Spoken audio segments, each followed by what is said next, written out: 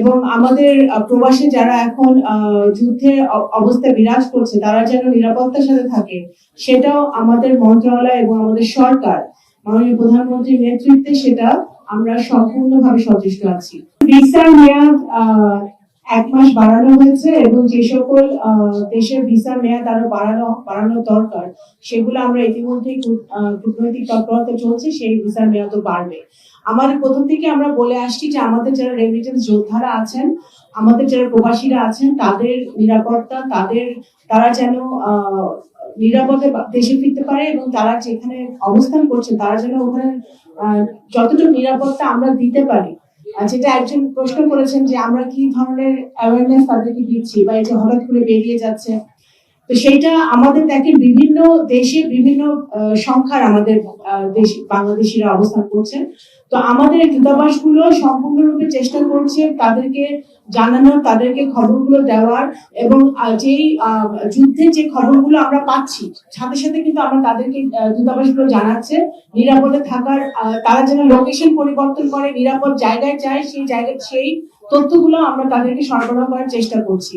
কিন্তু দুর্ভাগ্যবশত আমরা আমাদের বাংলাদেশিদেরকে হারিয়েছি 6 জনকে, এবং আরো যাতে আমরা সেইটা না হারাই সেই ব্যবস্থা আমরা যতদূর সম্ভব আমরা নিচ্ছি। এবং আরেকটি যেটা প্রশ্ন করেছেন আপনাদের আরেকটি প্রশ্ন করেছিলেন, আচ্ছা সেইটা দেখেন আমাদের এক একটি দেশের গালফ কান্ট্রি গুলোতে এক একটা দেশের যুদ্ধের অবস্থা এক এক রকম। এখন এই মুহূর্তে আমরা বলতে পারছি না, কিন্তু আমাদের আজকে যে ভাইটিকে আমরা ফেরত আনতে পেরেছি, গত 3 সপ্তাহ ধরে আমরা চেষ্টা করছি তাকে বাহরাইন থেকে সৌদি আরব হয়ে ফ্লাইটটা আনা, সেটা আজকে আমরা আসতে পেরেছি। তো এখন সেটা ডিপেন্ড করবে যে আমাদের পররাষ্ট্র মন্ত্রণালয় থেকে আমরা চেষ্টা চালাচ্ছি যে যত তাড়াতাড়ি সম্ভব যে রুটগুলো খোলা আছে, যে ফ্লাইটগুলো অ্যাভেলেবল, সেই ফ্লাইটগুলোতে আমাদের যেই ভাইগুলো আমাদেরকে ফেরত আনতে পারিনি, যে ডেড বডি মরদেহ, সেগুলো যেন আমরা শীঘ্রই ফেরত আনতে পারি।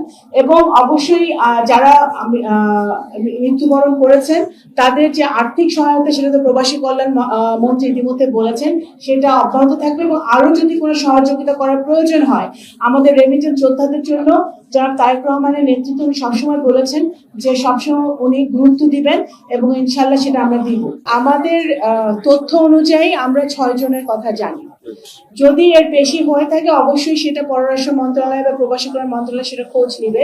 কুয়েতেরটা আমরা অবশ্যই কাউন্ট করেছি, আমরা জানি সেটা, কিন্তু আরো যদি হয়ে থাকে সেটা আমাদের খোঁজ নিয়ে যাবে। এখন পর্যন্ত আমাদের তথ্য অনুযায়ী বা আমাদের বিভিন্ন দূতাবাসের তথ্য অনুযায়ী সেটা আমাদের 6 জন আর এখন পর্যন্ত মৃত্যুবরণ করেছে। এখানে সবচেয়ে বড় কথা হচ্ছে যারা এটা মানব পাচার করছে তাদেরকে ধরতে হবে, এবং বাংলাদেশের এবং লিবিয়ার লোকজন যৌথভাবে যারা অবৈধভাবে মানব পাচার করছে তাদেরকে প্রলোভন দেখিয়ে কিছু টাকার লোভে তারা এই মানুষগুলোকে বিপদে ফেলছে এবং সমুদ্রের মধ্যে তাদেরকে বিপদাপন্ন অবস্থায়। এবং অনেকে এই রিসেন্টলি আপনারা দেখেছেন যে ইনসিডেন্টের কথা আপনি বললেন যে আমাদের কিছু বাংলাদেশি প্রাণ হারিয়েছে, এবং এখনো কিছু বাংলাদেশিরা যারা জীবিত আছে তারা গ্রিসে, তারা কিছু হসপিটালে আছে এবং কিছু ক্যাম্পে আছে। তাদেরকে আমরা কিভাবে ফেরত আনবো? পররাষ্ট্র মন্ত্রণালয় কিন্তু সেই কাজটি চালিয়ে যাচ্ছে গ্রিসের সরকারের সাথে কথা বলে। এই সমস্যার গভীরে যেতে হবে, এবং এই যারা এই অনৈতিক অবৈধ কাজগুলো করছে, এই ক্রাইম গুলা কমিট করছে, তাদেরকে আমাদের